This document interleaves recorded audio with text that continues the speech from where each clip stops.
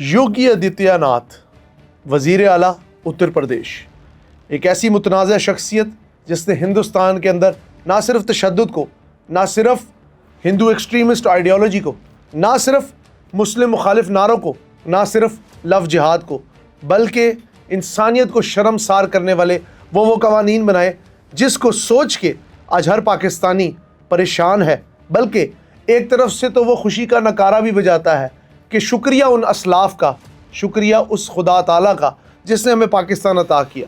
क्योंकि हिंदुस्तान में इस वक्त 78 साल की सबसे बुरी गवर्नमेंट भारतीय जनता पार्टी और उसका जो मेन जुज़्व है योगी आदित्यनाथ, जो कि मुख्यमंत्री है उत्तर प्रदेश का। उत्तर प्रदेश वो इलाका जिधर लखनऊ है, लखनऊ वो इलाका जहां से उर्दू की इब्तिदा हुई, जो कि पाकिस्तान की कौमी ज़ुबान है। लेकिन वो यूपी का, उत्तर प्रदेश का सीएम योगी आदित्यनाथ मुसलमानों के खिलाफ मुग़ल्लज़ात बकता है, मुसलमानों को कहता है अगर हिंदुस्तान में रहना होगा तो बंदे मातरम कहना होगा, और उनको मजबूर किया जाता है जय श्री राम के नारे लगाने पे। जब से ये बंदा पावर में आया, from the last 4 years, Hindustan के अंदर मॉब लिंचिंग बढ़ी है, लोगों को गौ रक्षक के नाम पे मारा जा रहा है, लोगों को ज़िबा किया जा रहा है। हिंदुस्तान के अंदर अक़लियतों के साथ वो वाले मज़ालिम हो रहे हैं, प्राइमरली मुसलमानों के साथ। सबसे बढ़कर आपने अगर देखा हो, हिंदुस्तान में जितनी भी जगह थी उनके नाम योगी आदित्यनाथ के कहने पे चेंज किए गए। जो मुसलमानों से रेफरेंस वाली चीज़ें रखती थी उनके नाम चेंज करके योगी आदित्यनाथ ने हिंदुओं के नामों पर रख दिए। ये सारी क्या डेवलपमेंट है, आज के व्लॉग में यही डिस्कस करेंगे। अस्सलाम वालेकुम, मेरा नाम है Hamza Sajid Rana and you are watching JP digital vlog. Yogi Adityanath कहने को तो ये एक पंडित का नाम लगता है, लेकिन ये केसरिया चोला ओढ़ के खून आशाम भेड़िया है, जो कि ना सिर्फ मुसलमान बल्कि हर किस्म की अक़लियतों हिंदुस्तान में दबा देना चाहता है, और वो भगवा परचम ऊपर करना चाहता है जो कि आर्य समाज की सोच, सनातनी धर्म की सोच और हिंदुस्तान की दकियानूसी नज़रिए को परवान चढ़ते देखना चाहती है। योगी आदित्यनाथ जब से यूपी के चीफ मिनिस्टर बने हैं, उन्होंने मुसलमानों को कोने में लगा के मारने के अलावा कोई और काम नहीं किया।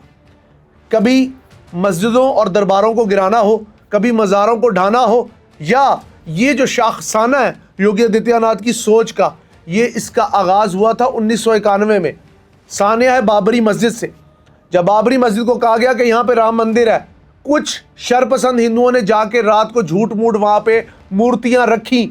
उन मूर्तियों के ज़रिए ये वाला नैरेटिव क्रिएट किया कि this place belongs to Hindus, और इस जगह को, इस मस्जिद को बाबर ने, ज़हीरुद्दीन बाबर ने, जो कि मुग़ल सल्तनत का एक अहम सतून था जिसने मुग़ल सल्तनत की बुनियाद रखी, उसने आके गिरा कर हिंदू मंदिर को यहाँ पे बनाया। और इनके मुताबिक था ये राम जन्म भूमि है, यहाँ पे राम पैदा हुए थे, जो हिंदुओं के एक लॉर्ड है। हमें किसी के मज़हब से कोई मसला नहीं है, हम मुसलमान बड़े खुले दिल के, हम पाकिस्तानी बड़े खुले दिल के। लेकिन आज आपको डी कोड करके बताऊंगा योगी आदित्यनाथ की असलियत, यूपी के सीएम की असलियत, जिसने मॉब लिंचिंग के नाम पर, जिसने लव जिहाद के नाम पर, जिसने दाढ़ी के नाम पर, जिसने नमाज के नाम पर, मस्जिद मंदिर के नाम पर, दरबार और मंदिर के नाम पर, मज़ार और शिवलिंग के नाम पर मुसलमानों और हिंदुओं को बांट के रख दिया।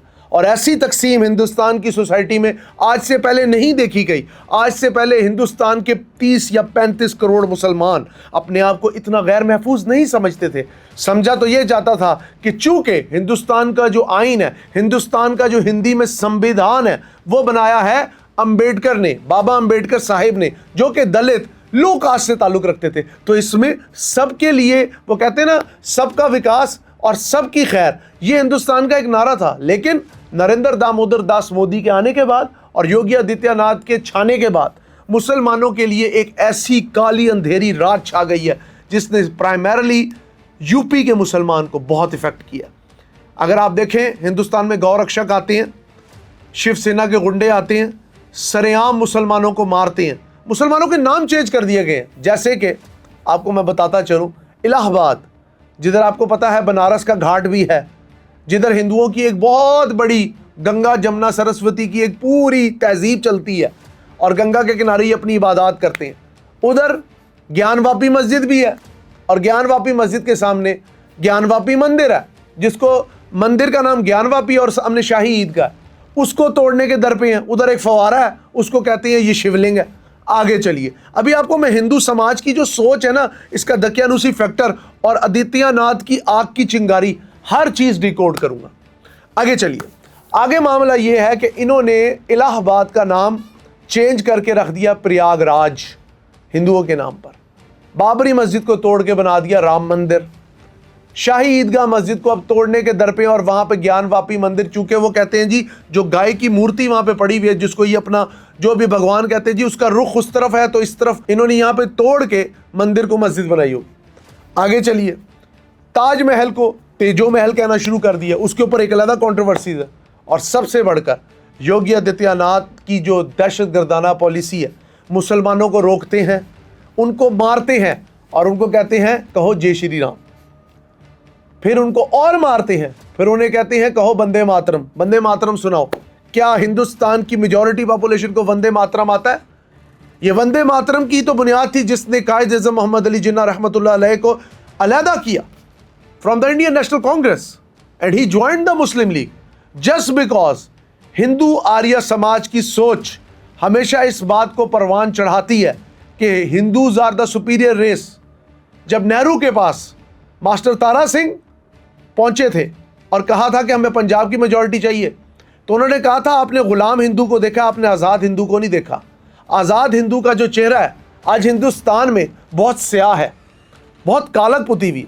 कहने को तो India is the world largest democracy, लेकिन ये डेमोक्रेसी शैतान के पंजों में गड़ी हुई। वो शैतान है नरेंद्र दामोदर दास मोदी और योगी आदित्यनाथ। इसके अलावा और भी बड़े ज़्यादा इनके लीडर्स हैं जो कि अक्सर बकवास करते हैं मुसलमानों के खिलाफ।